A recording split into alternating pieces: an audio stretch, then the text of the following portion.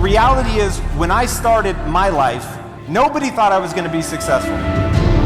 My own mother quietly assumed I was going to fail. My best friend said, "Oh, I just assumed you were going to marshmallow your way through life." My father-in-law, when I asked for his blessing to marry his daughter, he said, "No, they were right. I was wrong." I go on to build $1 billion business, but I start laying in bed 5 hours a day, not knowing how the fuck I'm going to make my dreams come true. So the question is, then how did I become successful? And the only honest answer is the very reason you're here, which is the only thing that matters is skill set.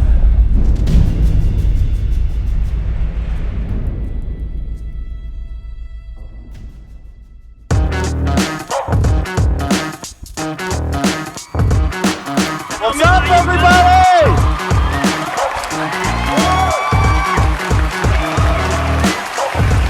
All right, motherfuckers, sit down. Shit is about to get really real. So here is what we're gonna do. I'm gonna put myself on a high wire act, which is that very shortly you guys are gonna get access to a microphone, and I want you to ask the hardest fucking question you can think of. And we're gonna solve that shit in real time. Now, one clap. One motherfucker's here to change their life. Whoever that one lonely clap was, you better break an ankle getting to that microphone. But here's the reality. You guys are all here because you want to do something great with your life. That's why you come to a conference called the $10 billion conference, something called Driven. But the difference between wanting to do something and knowing how to do it is a massive chasm. And what I want to do in the next 60 minutes is teach you how to cross that chasm, because it is possible.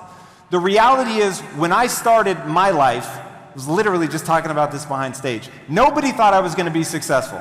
Okay? You were looking at the after picture. Now, let's talk about the before picture. My own mother, when I left for college, quietly assumed I was going to fail. My best friend said, "Oh, I just assumed you were going to marshmallow your way through life." My father-in-law, now father-in-law, then just extraordinarily intimidating person, when I asked for his blessing to marry his daughter, he said no. And he said, "Tom, look, I've become very successful in my life. My daughter has become used to a certain way of life. How do you plan to take care of her?" And I said, "Sir, I know what you're seeing right now is a broke, unemployed, undereducated kid, but I'm telling you right now, I'm the most ambitious person you've ever met, and one day I'm going to make your daughter a wealthy woman." The problem was, he knew something that I didn't. These were the three people closest to me in the world that believed I was going to fail, and they had not misidentified me. They were right. I was wrong.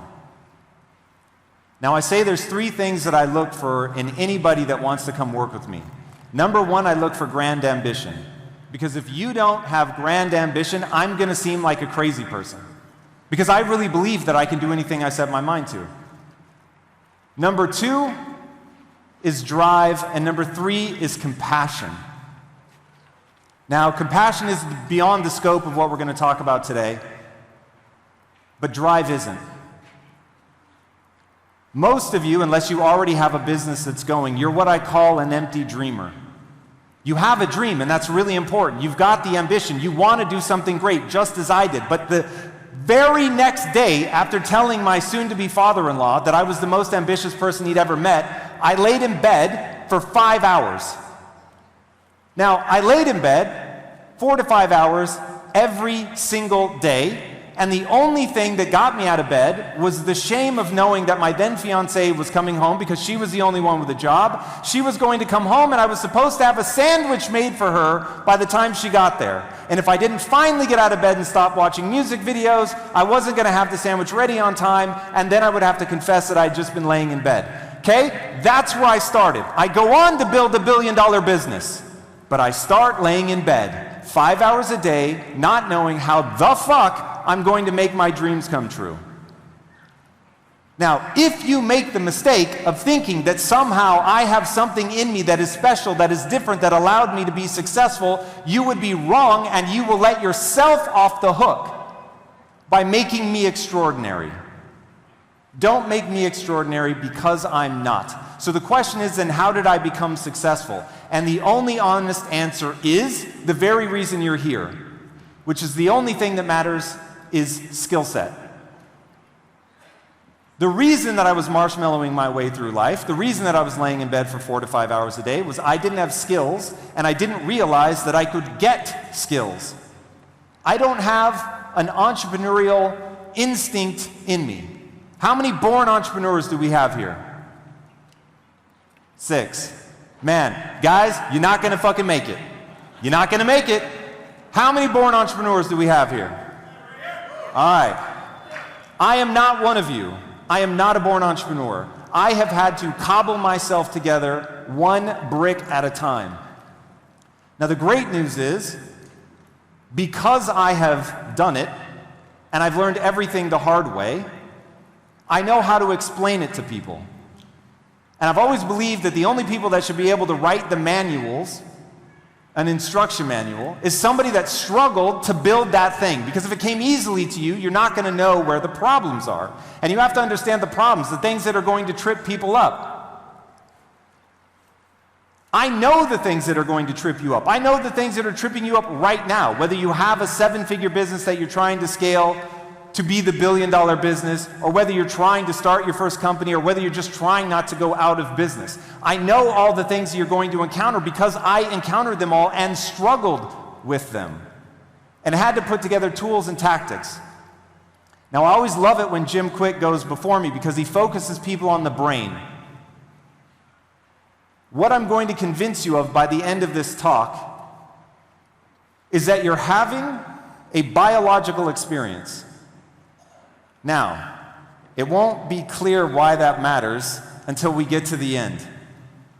But those of you that begin to understand why you have to understand how your brain actually functions, that your brain is the result of millions of years of evolution, and quite frankly, your brain is fucking with you.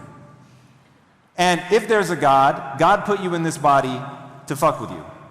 Because otherwise, why would you have a negative voice in your head that tells you that you're not going to make it, that tells you that you're a loser, that tells you that you're not smart enough? It might be okay for the other person, but it's not going to be okay for you. That was certainly what I had a voice inside my head telling me every day.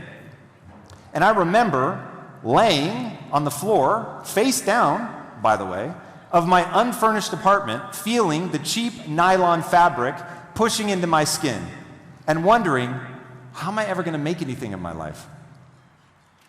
I don't know how to do this. And I remember lamenting to God. And I said, why make me just smart enough to realize how dumb I am? Why not either make me so dumb that I don't understand it, and I'm just blind to how dumb I am, or make me smart enough that I can actually do something with my life? But to put me in this weird gray area where it's like, hey, guess what? You're dumb. That was ruthless emotionally, and I spent so many years there. And it wasn't until I started reading about the brain and learning about this thing called brain plasticity, which basically every species has a choice. How interesting that we're in the equestrian center right now, because the example I always use of choice number 1 is horses. The species of horse chose to just know everything when you come out. So 20 minutes after being born, a horse can do all the things that a horse is going to do. 20 minutes after coming out, a baby can't be left alone. It'll vomit on itself, it'll poo in its diapers, it can't hold its own head up. Now that was a choice, and it's an incredible choice. And the result of that choice is something that if you're taking notes, I want you to write it down, because this is going to become the most important idea in your life. Humans are the ultimate adaptation machine. You are, by design, created to learn. And that choice, because while we are not blank slates as a species, we are the blankest of slates. We are the most determined by our choices than any other creature that has ever come along. Now that matters because no matter where you're at in your business journey today, the punchline is going to be if you want your business to grow, if you want to get to the next level, you have to learn something that you don't already know. You have to get better at something tomorrow than you are today. Whether that's reading the moves in the marketplace, like let me tell you, if you don't understand what NFTs are already, you're missing out. It's going to change the world, and don't say that I didn't tell you. It's as important, if not more important, than the internet, and most people in this room have never bought one, nor have they ever created one. Okay, this is 1997, and NFTs are the internet. You now know. Now maybe it's that. You have to understand the moves of a market. Maybe it's that you need to get better at operations. Maybe you need to understand finance better. Maybe you need to understand psychology better. In fact, who thinks they know the hardest problem in business? Just raise your hand if you know what the hardest problem in business is.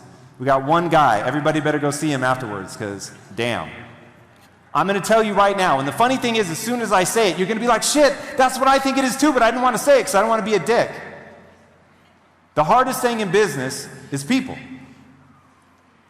Look to your left, look to your right. Whether they're the people you work with or your customer. Damn. It gets frustrating.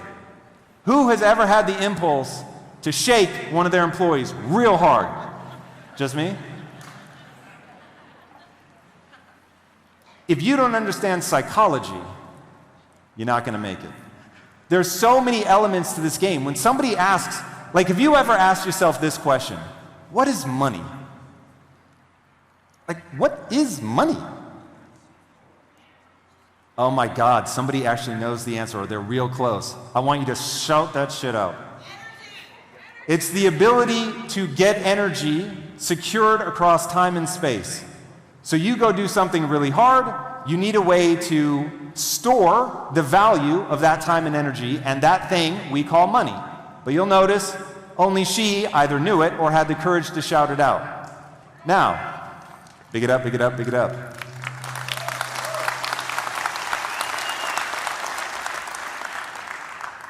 I teach a course called Business Decision Making. It's for six-figure and up entrepreneurs. And as with everything I do, I always tell people, if you didn't think that you got 10 times your value from that, get your money back. I'll give it to you. And I had one guy get a refund. He took the whole course and he asked for a refund. And his reasoning was that it was too simplistic. And I wanted to hang my head and weep for him. Because here's what we're going to spend. I'm going to wrap this up, and then we're going to spend the next, 30, 40 minutes doing this in real time so you see why this is so critical to understand. I could come up here and teach you sales, which everybody is going to tell you is important, and it is. I could stand up here and teach you marketing, and everybody's going to tell you that it's important, and it is. I could teach you funnels. I could teach you copywriting. These are all valuable. I could teach you HR, how to hire better, how to talk to your employees. These are all going to be critical things, and if you don't figure them out, your business is going to fail. But all of those things, you can hire somebody else to do. There is only one thing that you have to do. Nobody else is going to be able to do it for you, and that's make the right decision. Business is standing in a room with 1,000 doors. None of you are going to die from lack of opportunity unless you have picked the wrong industry. Assuming you're at least in the right industry, your business won't fail because of lack of opportunity. Your business will fail because you pursue the wrong opportunity, or you dilute your attention across too many things. So everybody in this room, I want you from now and forever to imagine yourself standing in a room with 1,000 doors, and your job is to know better than anyone else in the company, better than anyone else on the planet, which 999 of those doors to close. That's business. Rule number one of business, and if you think this is too simplistic, you're never going to make it. Rule number one of business, avoid a mortality event. Don't do things that if they fail, you go out of business. Why? Because business is a loop that I call the physics of progress. Now, why do I call it the physics of progress? Because everything in this world has a nature. Things that are inescapable. Gravity, we're all familiar with that. That's inescapable. That's the physics. The way large bodies interact, gravitational pull, the way all of that, we're used to hearing about Newtonian physics and things like that, and we all accept it. Nobody thinks that maybe tomorrow morning they could step off the building and they would float gently to the ground, right? We all get, you're gonna fucking slap down real hard on the ground. And we just accept it. But we never take the time to ask, what are the physics of business? What does it take? Hey, Tom, you're in a new industry. And in fact, let me walk you through my past. Company number one, technology. We made security software, turned it into a multi-million-dollar company. Company number two, nutrition. Say what? You went from software to manufacturing, and you had 3,000 employees, 300,000 square feet, a lot of equipment, but what did you know about it? I didn't know anything about it. Company number three, oh, and by the way, Quest became $1 billion company. Thank you. Company number three is a media company. Already a multi-million-dollar company, well on its way to bigger and better things, but I won't call the B word till we actually get there. All three extraordinarily different industries. Security software, nutrition and manufacturing, and now media. And yet I've been able to build multi-million-dollar companies in all three divergent industries without learning about it before I got into it. So now the question is how? And the answer is the physics of progress. If you're taking notes, write this down, because I'm going to walk you through the actual fucking steps. And then I'm going to reinforce the idea that the physics of progress is all about thinking from first principles, understanding the physics of a situation, not thinking from analogy. We're not going to say this is like this. We're going to say this is the nature of this thing. This is necessarily true. And once you know what is necessarily true, you can go into any industry, face any problem, and know how to think your way through it. Know how to make good business decisions. There is a physics to this, and it goes like this. The physics of progress is the scientific method recontextualized for business. It is the quest for what is true. It is how you make progress. If you don't do this, you won't make progress. I promise you. Because it is the nature of progress itself. Step number one, have a clear goal.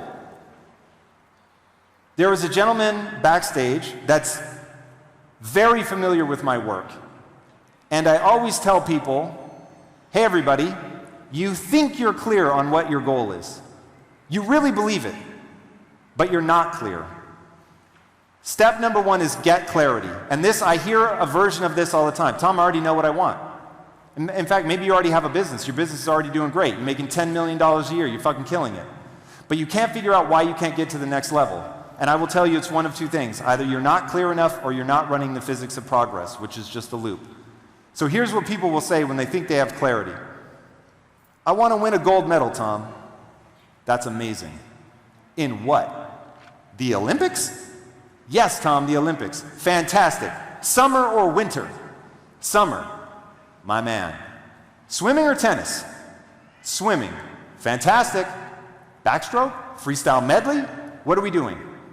Until you have so much clarity, this is another one, burn into your soul. Until you have so much clarity that you know what to do with the next 15 minutes, you're lost. If the next 15 minutes isn't self-evident to you, you're lost. So whenever you're like, I'm not sure what the next move is, it's because you don't have enough clarity. Goals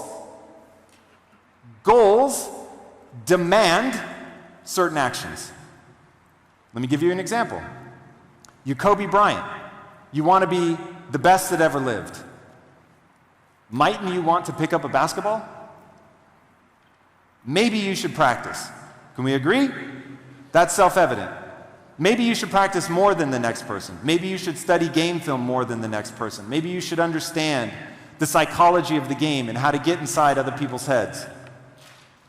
Once you know exactly what you want, now your goals will tell you what you need to do. They will tell you what the demands are. And the way it works is this. I know what my goal is. I have hyper clarity. I know what, when, and how much. I have my goal. I've written it down. It has a date attached to it. Hyper specific. Then I have to identify what the impediment is between where I'm at and where my goal is. Hopefully you guys have all heard of the second law of thermodynamics. The second law of thermodynamics is one of the most applicable to business ever, and it states, in any closed system, that system will move towards entropy, which is just a fancy word for chaos, unless you inject energy. That is the truth of a business. So when you think, hey, my goal is there, and I'm here, why won't I just automatically get to my goal? That's the question. Okay? Literally, in that sentence, I just gave you everything you ever need to know. I know you don't think I did, but 10 years, when it clicks, and you hit me up, and you stop me somewhere, and you're like, Tom, yo, when I finally realized my whole fucking job as the decision maker of this company is to understand why, if we keep doing what we're doing now, why we will not get to our goal. And the answer is entropy. You will have to put energy into the system in order to get to a specific outcome. So let me give you an example. Back in 1961, if you were able to get onto the S&P 500, which is a list of the 500 most profitable, stable, biggest companies, if you got on that list, you would stay for an average of 61 years. As of today, that number is approaching 12 years with no signs of stopping the shrinkage, because the world changes at an insanely fast pace. My whole thing in business decision making is aimed at one thing: to teach you how to think from first principles to solve a novel problem. My goal is here, I'm standing here, and in between me and that goal, because this world is changing so fast, because things like NFTs have come up and I don't even know what the fuck that is, I have to be able to think from first principles to figure out how I get around this problem that nobody can tell me is a problem. If you can't solve a novel problem, all you can ever do is copy. I'm going to say that again, and if it doesn't give you the chills, you're not listening close enough. If you can't solve a novel problem, all you can do is copy. Now, you can make a career out of being a fast follower, but the only way to get where you want to go is to be able to solve a novel problem. So back to the physics of progress. Step number one, I know what my goal is. Step number two, I've identified the novel problem that stands between me and achieving my goal.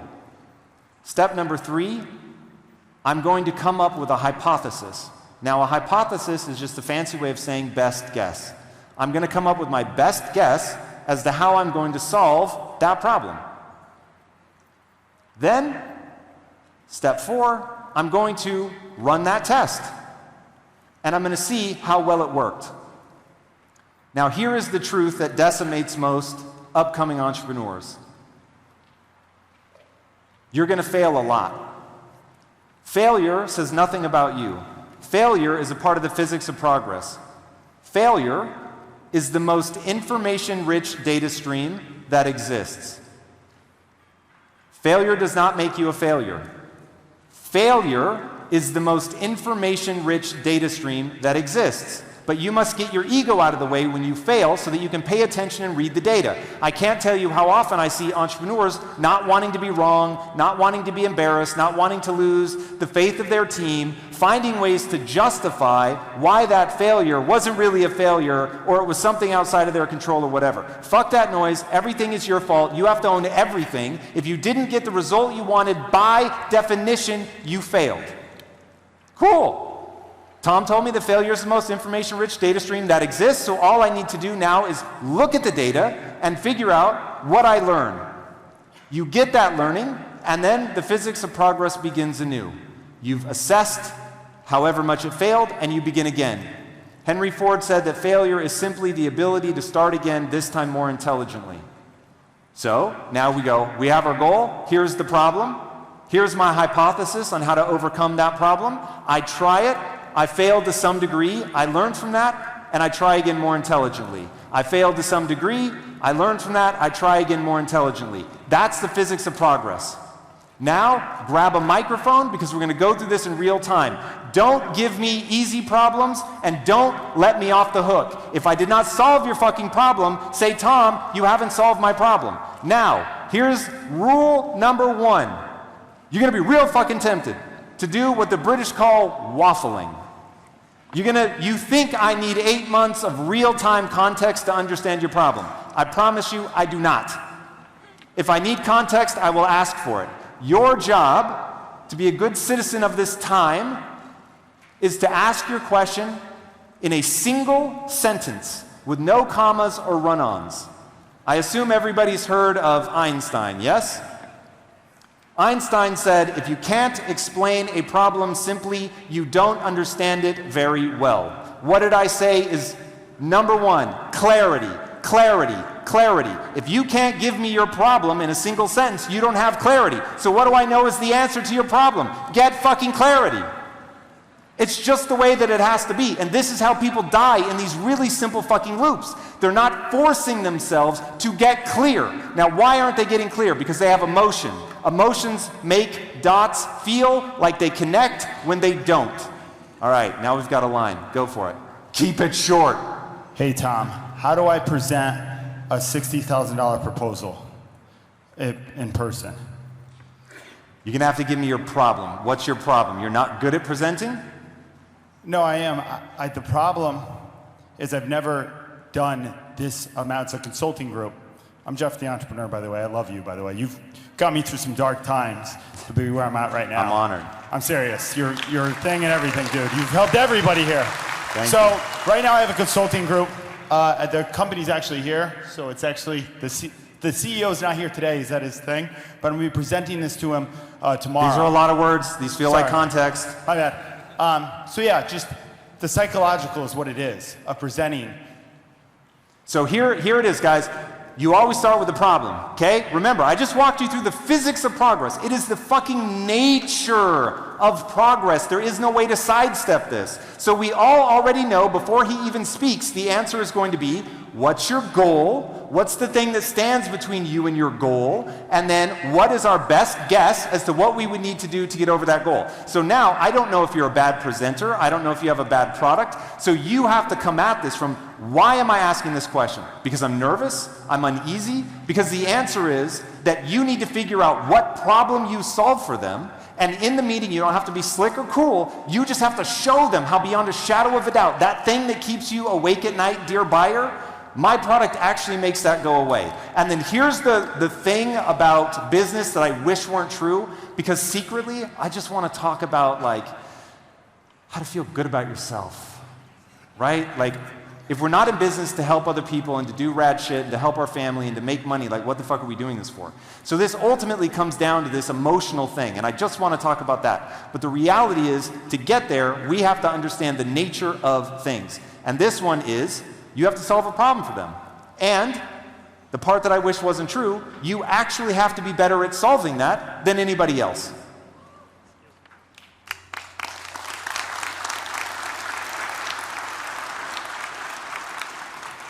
Now, I'm so fascinated by that's the one that got sort of a tepid, but it was better than all the other reactions, so we'll take it. But all I said was, what should be self-evident is that you actually have to be good at your business. Now, what I find is the thing that people are always, if somebody's going to compliment me, the thing that they're going to compliment me on is, Tom, you always seem so prepared for your interviews. And my thing is like, the only way to win in life is to be more prepared than everybody else. If you want to win a gold medal in the Olympics, you actually have to be better at that sport than any other human being on planet Earth. That's fucking business. Here's another one. This drives me nuts. People will say, Tom, because I always tell people, you have to work hard, smart, and long hours. And the inevitable question that I get is, Tom, if I work hard and smart, why do I need to work long hours? Because, motherfucker, you're going against me, and I'm willing to do all three. So now what?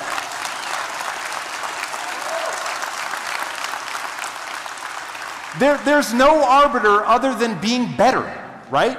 If your game is to be stronger, you better be able to lift more weight. If your product solves XYZ problem, it better actually fucking solve it, and better than anything else. So the presentation is, hey, look guys, I'm a nervous wreck. I hate giving presentations. But the one thing that I know about my product, it will outperform. And I invite you now to put me in whatever circumstance you need to, and I'm gonna show you that it outperforms. This is why, trust me, if Albert would let me, I would stay here on this fucking stage and answer every single question. I would let people push me and say, no, but Tom, you haven't solved my problem. I will keep going until we solve your problem. Now, I don't mind doing that because it's first principles thinking. It applies to everything. I know my product is better. So I will just stand here and fucking do this moment after moment after moment. When you get as confident in your product as I am in my ability to solve business problems, presenting will be very easy. Perfect. Thank you. I'm going to use that opening. Thank you. For sure. Let's go over here. Thank you very much for being here today. I have a couple of well, actually it's one question. In a single sentence, right? The what? In a single sentence? In a single sentence, yes. My man. My goal is to have 50,000 license agents by 2029. 50,000 what? License agents, I'm in the life insurance business. Yep. So 50,000 license agents by 2029. How to know if it's a company to sell or a company to keep? That's an emotional decision because there is no right answer, but they will take you on wildly divergent paths. So everybody in life, what is the number one thing? You know in my mind, right? I've walked you through the physics of progress. He asked that question, everyone should have been able to scream one word all at the same time, and that word is? Clarity. Clarity. There you go. Guys, here, unfortunately, I've learned one immutable truth. I can't want it for you. Now, in my own life, I'm a fucking psychopath because I am going to win. And that's just that. And I'm willing to suffer and get kicked in the face as many times as it takes to get good enough, because that's what this is all about, in order to be able to solve the problems better than anybody else and win. So, when we get to the participation part, show me what you got for your own sake. It doesn't fucking matter to me. I'm gonna go win whether you guys wanna win or not. So, this is about you. This is about, it's what's called self-signaling. You're going to remind yourself how badly you want this shit. All right. You feel me? You've got to have clarity. No one can answer that. It's emotional. So you have to pick one path and go down it. Now here's the great news about whatever path. If you start running 1,000 miles an hour in that direction and realize, oh, I made a mistake, amazing. Failure is the most information-rich data stream that exists. So by taking action, you're learning more. We now, and it's not like you have to run all the way back and start over. You just fucking cut a line across and then start going on the right path. So you can always change direction, right? You close 999 doors, realize the one that you went through sucks. You can always come back out, open a new one, and go through that. Learn, iterate. You have to start with clarity. All right, next. Tom, super quick. Context, hello context, right? I only been in the United States for 11 years. I managed to own 23 properties and had 3 companies that are successful. My question to you, since you excel at scaling, you obviously found an industry and it proves that, you know, it's successful. You've done this through placing systems, right? Systems in place, that's all. So these companies, my companies, they've proven to be successful, right? But when do you stop injecting money, or when you continue to inject more money to take it to a level like you, right? Like this thing is. What's your goal? Everything starts with a goal. But my goal There's is. no but. Yeah, no goal. I mean, no but, right? No goal. I want to take it to $1 billion. So. By when? 5 years. Word, right? So you've got to have just a freakish amount of clarity on what you're trying to do and how you plan to get there, because the answer about injecting money is actually a totally separate question. That's about where do you feel safe, where do you feel secure, you know, what's that number? So when I started Impact Theory, I picked a number and I said I'm not going to burn more than this, and if we get to that point in the capital, I either raise outside capital or I fold the company. And I just I picked a number and I went after it. Now, of course, as you start having success and you start seeing how much faster you could go if you injected a little more capital, then maybe you change your mind. But you have to set a number, go after it, have very clear metrics. Here's another one. People often don't know what success looks like. So you don't know whether you failed or not because you didn't set a metric. So for instance, you could set a metric that said, if I'm not growing at this rate with this profit percentage, I won't invest any more money. But here, write this down, fucking write this down, this one's big. If it can be turned into math, it should be turned into math. So we're gonna make a math equation around this. It's velocity of sales, it's profit margin percentage, it's gonna take in some amount of like, where is the industry going, and we're gonna find out also what number you're comfortable with, where do you feel overextended, right? Because number one, avoid a mortality event.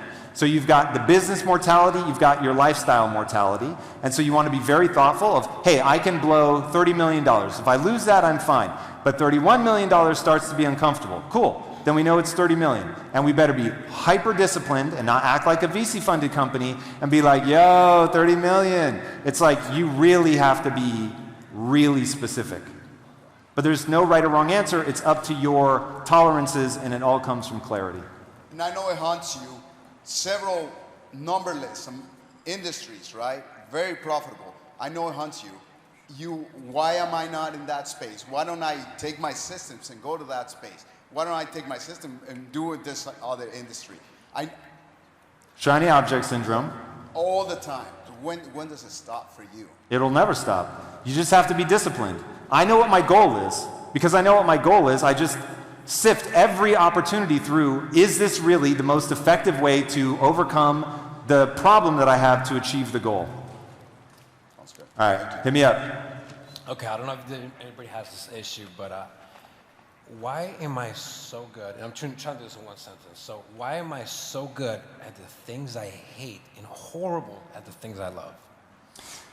I have a feeling that if we were to actually audit that, what's happened is because that's such a clever way to think of it, you've told yourself that story, but that it's probably not actually true.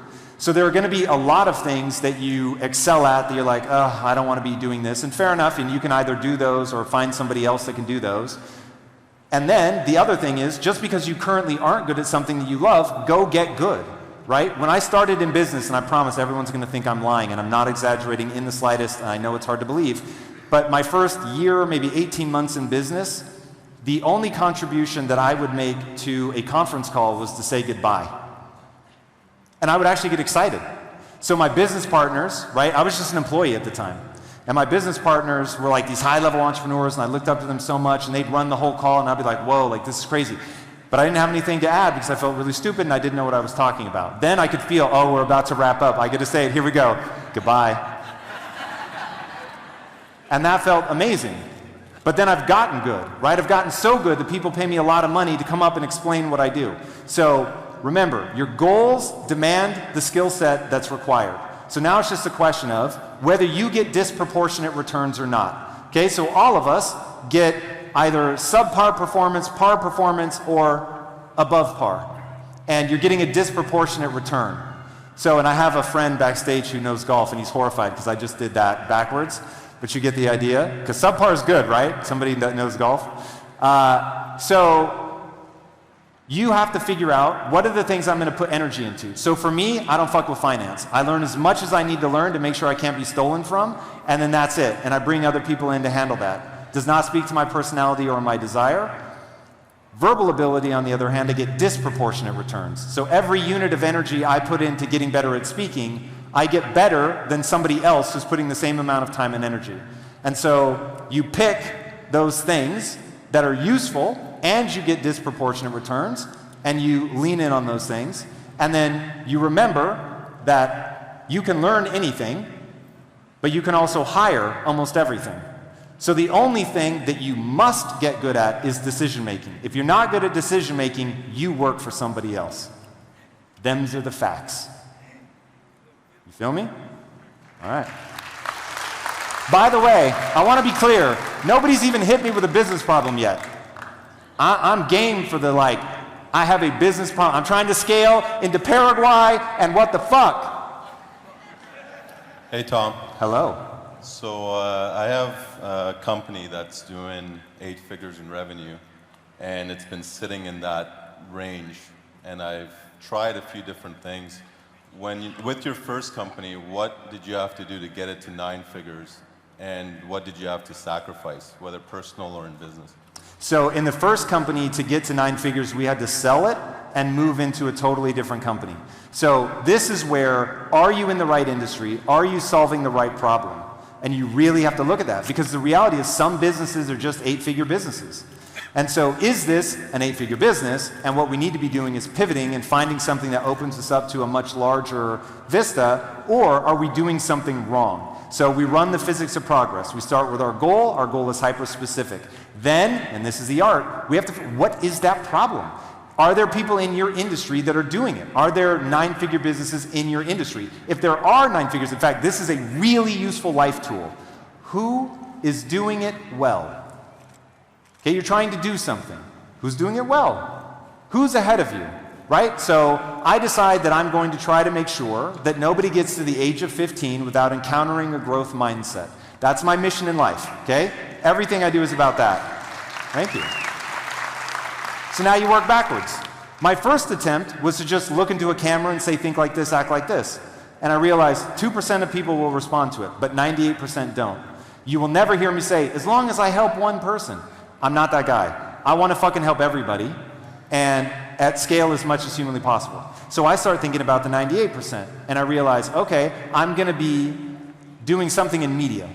Either music, which sways culture, video games, movies, TV, whatever that's going to be. And so I decide, given my passions and my skill set, that I'm going to be on the film, TV, video game side. So who's done it well? Who has told only one kind of story, right? Because I can only make one kind of story. If I'm trying to give you a growth mindset, every story has to tell a growth mindset. So I was like, has anybody ever told one kind of story and built a really successful media company? And the answer is, goddamn right.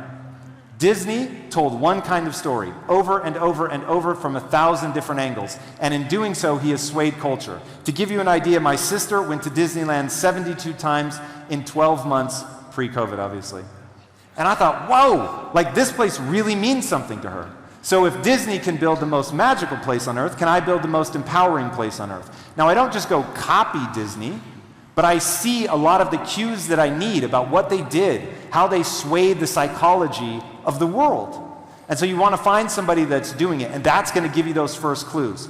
You have to take ownership of everything, say everything is my fault, and get real good at identifying that problem. Whether it's we don't have enough capital, we don't have the right product, I'm not the right salesperson, whatever, but you have to figure out what that problem is. Do you have a guess? What holds you back? There is 9 and 10 figure businesses in my industry, and what they do is once a company gets to 8 figures, they look at buying them. So that's the end goal. So what's the problem? Trying to figure it out. Trying to figure what out? That's vague. Trying to figure out how to, I have to multiply the revenue by 5 times to get to 8 figures. Are you saying, though, that you don't understand which companies to buy? No. In my company, when it gets to 8 figures, 9 and 10 figure companies in my industry buy them, which is the goal.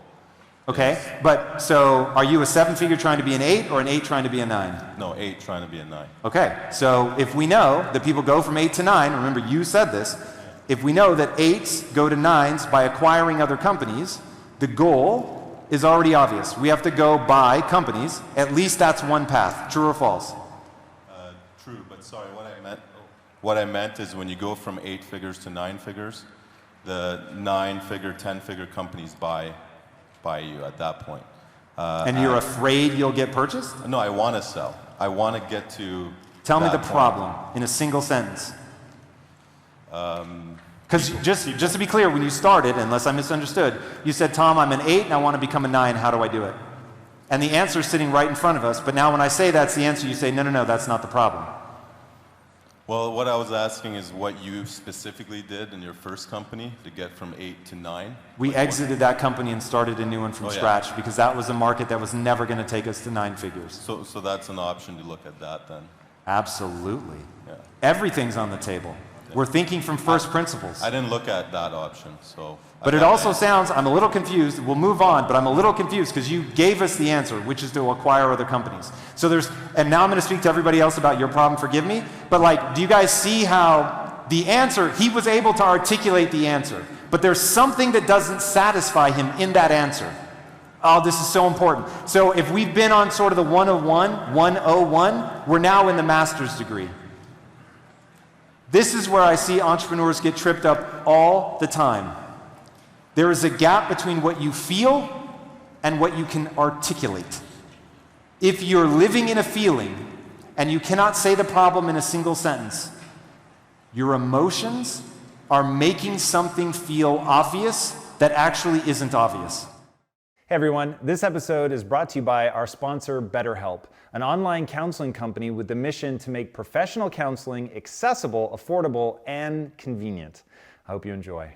Oh God, this is so important. You're having a biological experience. This is one of those where I would need a full week to walk you through why it is so important to understand. I'm going to give it to you real fast.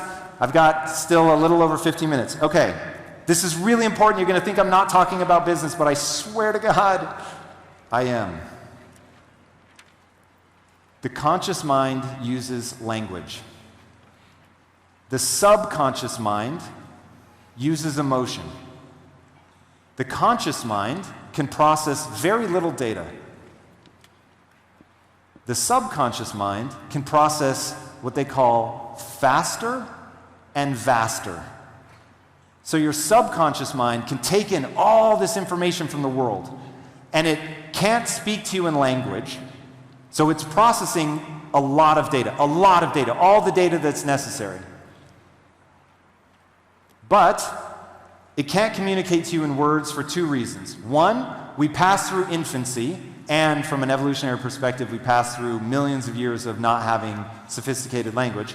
But even now, we go through an extended period where we cannot speak, but we have to have a way to communicate. So anybody that has kids know the way the kids communicate is they have all this data coming from their body, they get stressed, and they just scream. And so it's this really simple feedback loop. And what I'm trying to get people to understand is that you're existing in that same feedback loop right now in your business. So subconscious will speak to you in emotion. You must learn to translate that emotion into words. A very simple conscious thought that you can say in a single sentence with no commas, no run-ons, no parentheticals, so there's nowhere to hide. Now, you're having a biological experience. I started by saying your brain is fucking with you. You ready for a true story? Who's ready for a true story? Okay, if this doesn't freak you out, and the story I'm about to tell you is going to explain 80% of the problems that you have as a business owner. This is so true and you're not going to believe me. But I'm only ever going to say what is true. This is a real study. You can read about it in very famous textbooks. There is a region of the brain that you can damage that will eliminate your ability to form long-term memories. So you can form short-term memories, but if we meet and this area of your brain is damaged, and I leave the room and come back 3 minutes later, you won't remember me. It's real, okay? It's not just the movie Memento, it's a real condition. So they would test this guy. And one time, they had a doctor walk in with a pin in his hand. So when he reached out to shake the guy's hand, it poked him. And the guy pulled his hand back and was like, whoa. Doctor leaves the room, waits 3 minutes, comes back in. Remember, this guy's not faking it. He does not know who this doctor is. The region of his brain that forms long-term memories has been destroyed, and so he meets this doctor new. The doctor sticks out his hand.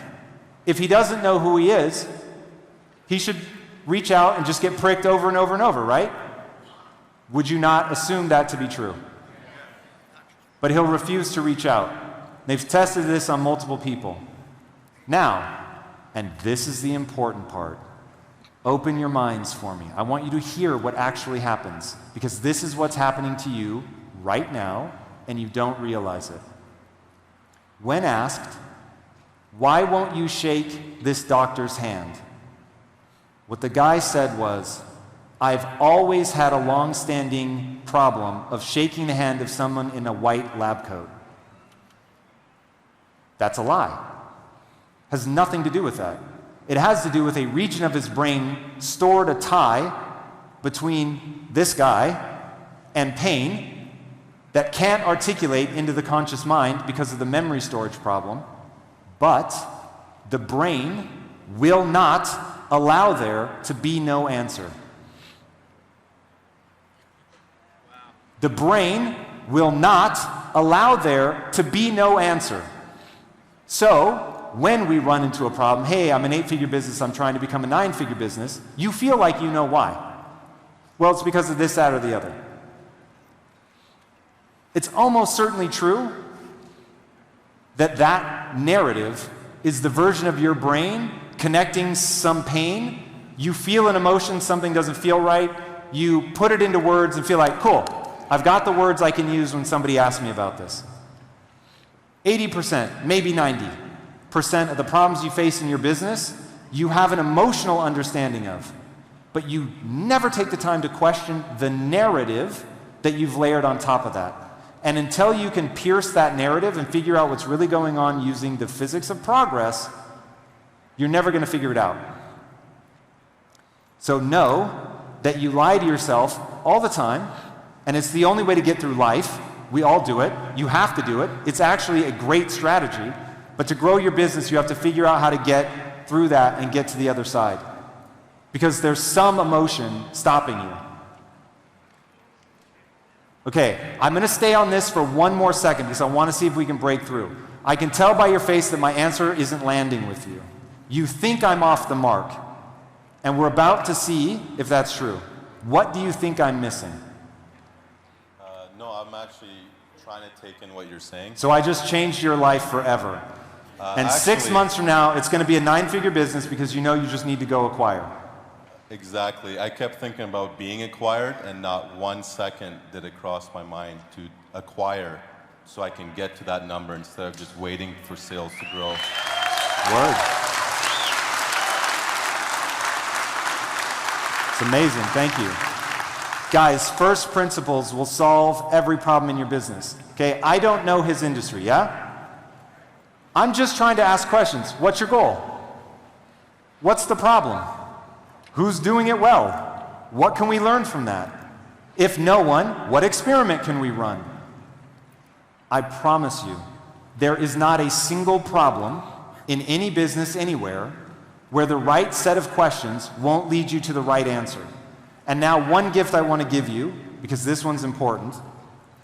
Please, please, I'm begging you, don't for 1 second value yourself for being the one that comes up with the answers. Because then it becomes a, can you think of the solution to all these questions? Can you come up with all the right questions and all the right answers? And I can already give you the answer to that, and it's no. That's why we build teams. Now, I could do a whole another class about how what you need to be is the soil in which other amazing people grow, because that's really how you get somewhere. But at the same time, you've got to be the baddest motherfucker in the room. So it's this weird dichotomy of like, yay, I'm the sun that feeds you and nourishes you and lifts you up, and I'm also the biggest, baddest tree in the forest. It's a whole thing. We'll move on. Hey, Tom. I'm in the mortgage industry. I manage a team of 21 people, and I want to grow. My specific goal is to grow to 100 people by January 2023. So why? Because more people equals more revenue, and that's. Do you know where the breaking point is? No. So I'm always fascinated by people who start with people first, because the people isn't your goal, the revenue is your goal. You just know one path to the revenue is people. But if the real goal is revenue, let's just jump right to it, because there might be 30 solutions, and one of them is that we hire these people to get there, but you don't need it to be people, do you? Well, we're in a one-to-one sales environment, and more salespeople in my business equals more revenue. I hear you. But do you, like, if you brought in 100 people and they ended up bringing in less revenue, would you still want to bring on 100 people? No. And if I could come in and coach everybody for 6 months and bringing on 50 people instead of 100 people brought on more revenue than you were expecting from 50 people, would that be a better solution for you? Absolutely. Can we now agree that the revenue is what you care about? 100%. Okay, so now that we know the revenue is what we care about, now the goal will dictate what we do. But the crazy thing is, in all these brokerage type businesses, whether it's real estate, whether it's insurance, mortgages, whatever, everybody thinks they want headcount. And I get it, because there's a math equation. And hey, Tom said, anything that can be made math should be made math. And I know if I bring on a person, they account for this much revenue. But they also, it gets more complex. The more people you have, the more HR issues you have, the more infrastructure you need. So I'm just always a little skeptical. Now, I'm not saying that that isn't the right answer. I'm just saying it is a hypothesis that's meant to lead to a goal. But your goal, again, clarity, your goal is not people. That's a path. Okay? Never confuse the goal with a path to the goal. So like, I don't give up on my goals, but I fucking discard paths all day long. Whoever you are, you're my new bestie. That was a reaction, right? So yeah, don't worry about the path. Now again, maybe that is the most obvious one and maybe that's the one that we pursue. Just don't lose sight of what you really care about, which is revenue. It'll allow you to be more clever. It opens your mind. In fact, write this down. Never let your beliefs calcify into dogma. I'll repeat that. Never let your beliefs calcify into dogma. So Jim Quick gave you one of the great answers of life, which is that all of your behaviors follow your beliefs. That really is true. So if that's true, and I believe that the only way to get there is by bringing on more people, I won't even think to look beyond that. And then you will get outperformed by somebody who does find a way to automate the industry or to do something else that's clever. If you at least leave your mind open and say it slightly differently, my goal is the revenue, and as of today, the quickest way that I know to achieve that is to scale my people. But do you see, by putting a little bit of extra language around there, you don't trap yourself in a box. Because, and this is another nugget to write down, you become what you repeat. You become what you repeat. So if you repeat that I need to scale people, then you're going to scale people. If you focus on revenue, it might not even be you. Somebody else in your organization might be like, you know what, if we did this, like I actually think that we could grow revenue faster than bringing on another person. Or the other thing is, as you scale people, invariably, you hit a point of diminishing returns. Where one person used to bring on 100,000, they start bringing on 90, then it's 85, then it's 70, and then you're like, we're in free fall, what's going on? And that will force you to start looking for other avenues. But be very, very clear on, there are many opportunities to get there. We just need to get there. Okay, so if it's just the revenue that we care about, what's holding you back? Just process, technology, and not enough bandwidth, not enough staff to handle the increased business. Okay, so what's your problem? You're scared to hire? No, I'm trying to hire. My problem is attracting top people, top performers. I feel like And on the scale, do you have a gut instinct on what would attract more people? how I've attracted people thus far is through my personal brand, just putting out more content. But now we're hitting a point where it's not bringing on enough people. Or the people are just asking for help. They're not already performers, right? So they need sales development. And do you know sort of where I go already with what the answer is? Train people. That's one. But the other is, don't try to solve this problem with more people. Because you're telling me you've already hit diminishing returns. So the question of where are the diminishing returns, and you said, I don't know, the answer is you've already fucking found it. So at least within your system, you have found the point at which, whoa, I, with my abilities and the offer that I'm making, I'm now attracting a less and less qualified person. And therefore now I'm getting less and less out of these people and it's creating a problem. That's why you want to open your purview to what are other things that we could try, or to build the training, or to get a better pipeline, or to be so much better. Like if I were in your shoes, I would be thinking one equation and one equation only, and everybody is going to immediately go, yes, of course, fuck. And that is, I want to make sure that my agents make more money than in any other agency. And then I would just go on every podcast that would have me, that people in this industry listen to, I'd put my feet up on the fucking table. And I'd like, let me run you through the numbers, everybody. At this agency, they make this, At this agency, they make that, but with me, they make this. And then people will flock to you. But it's hard to become that good. But that's actually the solution. Hey everybody, it's time to talk about all of our favorite subjects, mental health. Is there something holding you back or preventing you from achieving your goals or even just interfering with your happiness? Do any of you suffer from depression or anxiety? As a lot of you guys know, I've suffered from anxiety for years, and trying to tackle something like that on your own is not always the optimal strategy. But a lot of people are super nervous to try out therapy, or they don't really know where to start, or they're just plain embarrassed. But now there's a service called BetterHelp that makes therapy more accessible and affordable.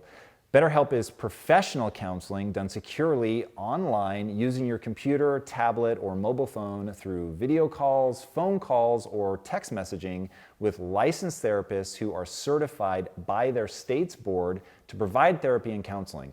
It is not self-help, and it's not a crisis line. It's an online service available worldwide, and it has a massive network of counselors who have a broad and diverse range of specialties. So you can get a counselor with the sort of expertise that might not even be available in your local area. BetterHelp assesses your needs and matches you with a licensed professional therapist within 24 hours. You can log into your account anytime to message your counselor, and BetterHelp also has groupinar sessions every week where members can learn in groups directly from licensed counselors on multiple topics like relationships and ways to overcome anxiety. Especially if the thought of seeking help makes you nervous or embarrassed, be sure to check out the over 60,000 positive reviews posted on the BetterHelp site, and that's BetterHelp, H-E-L-P. BetterHelp is committed to making it easy for you to access the therapeutic help you need, even if you have never gone to counseling before. It's free to switch therapists, it's more affordable than local therapy, and they even have financial aid available if you need it. BetterHelp wants you to start living a happier life today. Visit betterhelp.com/impact, and again, that's spelled better, H-E-L-P, and join over 500,000 people taking charge of their mental health with the help of an experienced professional. BetterHelp costs just $65 per week, and financial aid is available for those who qualify during the sign-up process. As an Impact Theory viewer, you can get 10% off your first month. So visit betterhelp.com/impact and get the help you need today. All right, guys, if you need this one, please give it a shot. Take care and be legendary. Thanks, Tom. Word. My pleasure. All right. Albert, you're going to hate me, but I'm going to ask anyway. Can I get 10 more minutes on the clock, and then we're going to do a speed round? Tell Albert if you want 10 more minutes on the clock. All right. My man. Okay, we have to do speed round now. So I'm not going to be able to go into like all the super details. The more that you can give me like, yo, hard, fast problem, I can give you quick, fast solution. Thank you, Tom. What an honor to be here present. My name is Ricardo Mariscal. I'm from Mexico, but known as Rich the Realtor. I got a question, simple question for you, I think. Let's pretend money is not a problem for the next years of my life or anyone else. Which area would you recommend will be the smartest or areas to focus on in order to become the most fulfilled person in the human's history? I love it. Amazing question. In fact, arguably the most important question that will be asked today. Okay, so the punchline of life is not money. The only thing, and speaking from experience, I will just tell you this. I chased pure money, getting rich every day for almost a decade, and I ended up miserable and learning one immutable truth. The only thing that matters in life is how you feel about yourself when you're by yourself. Also, no one can guarantee that you'll ever be financially successful, but they can guarantee that you're going to struggle.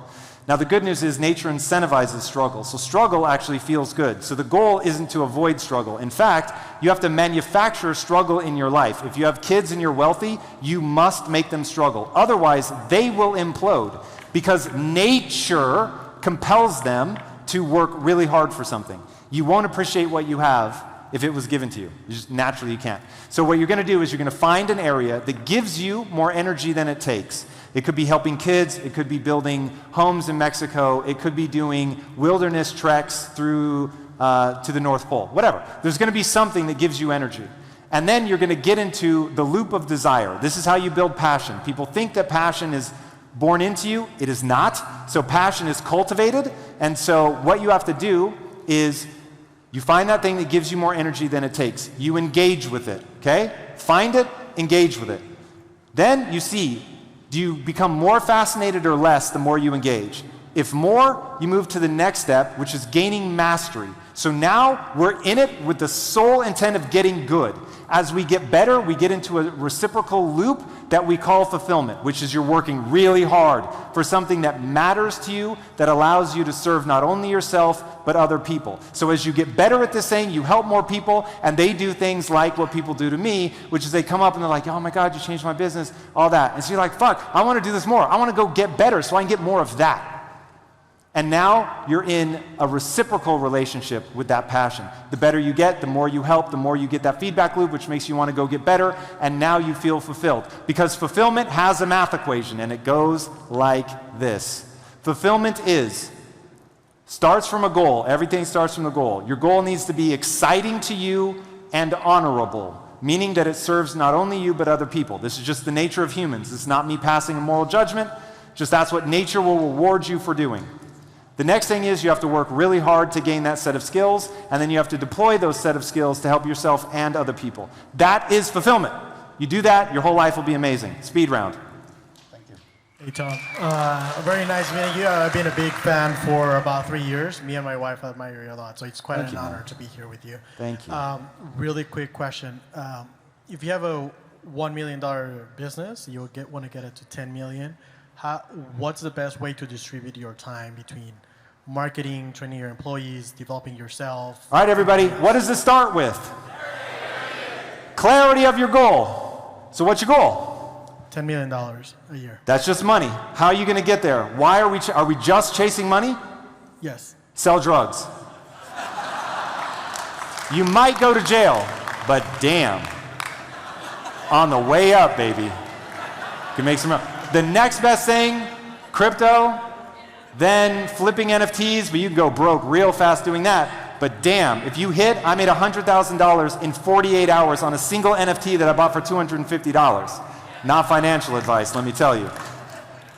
But those are really dumb ways.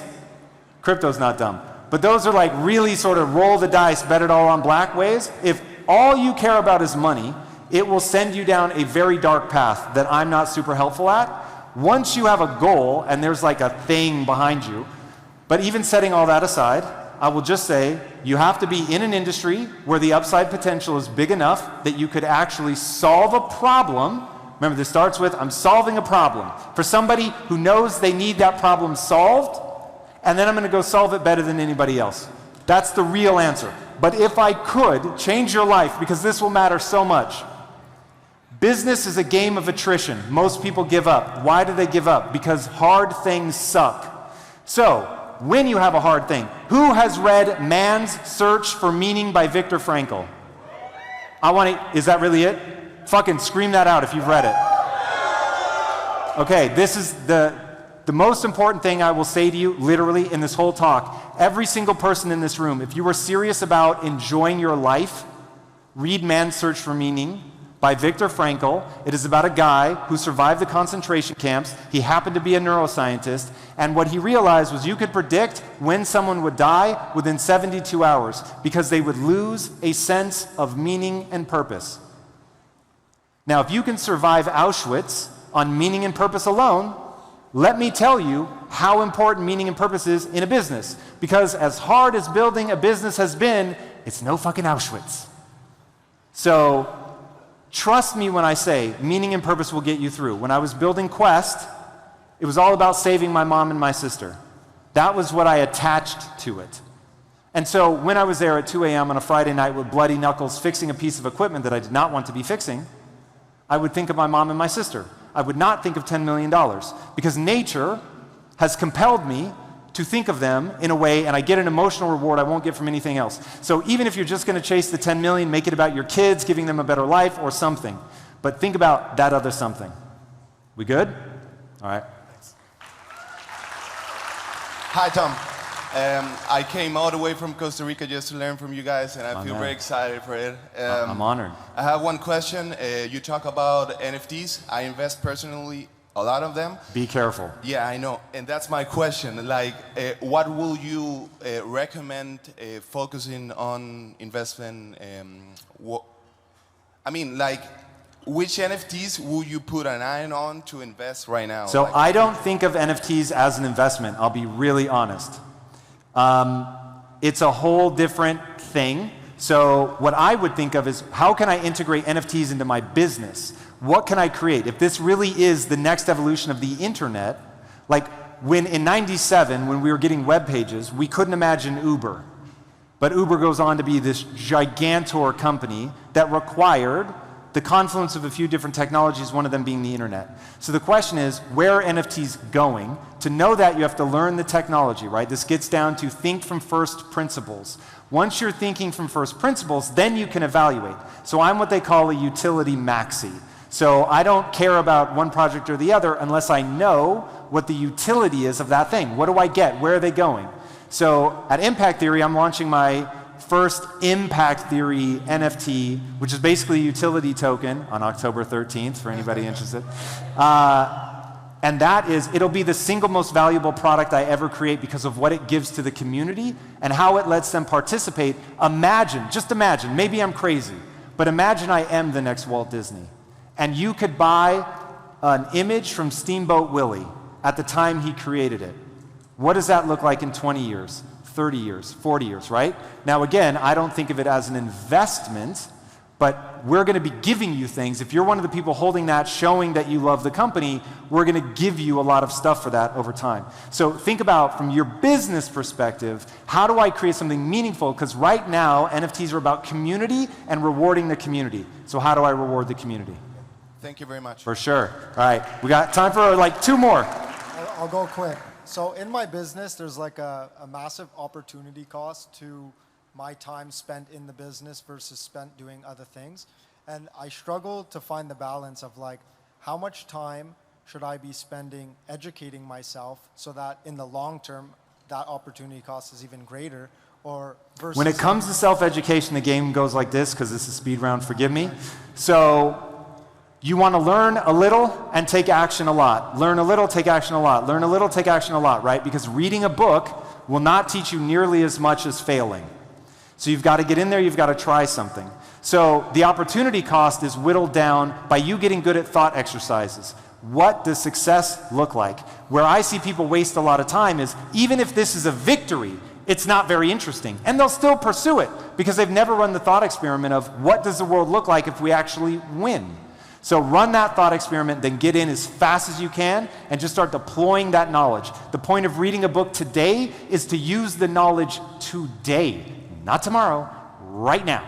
And so what's my goal? What do I need to know in order to overcome this problem, right? What skill set do I need to get over this? What book or YouTube video or podcast has that information? And then get in there hard. And so I am constantly learning, but I'm also constantly taking action. And this is one big thing. Guys, if I were going to say in a single sentence what has allowed me to have outsized success, it's this. I have an unflinching willingness to embarrass myself publicly. And here's the best news. Lean in, because this makes me smile so much. Every time people are making fun of me and saying, oh, how I have failed, on the inside, this is all I hear. Wah, ha, ha, ha. Because I know I'm learning, motherfucker, and on a long enough timeline, all you will give up, and I'm going to keep going.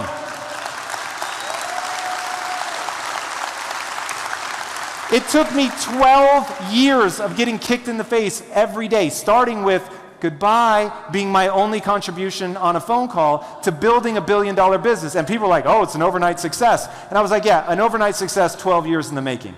Okay? So who can get kicked in the face the most times, be embarrassed the most times, and keep getting up and internally know, I'm not that impressive yet. I'm not the person I need to be to pull this off yet. But I'll learn.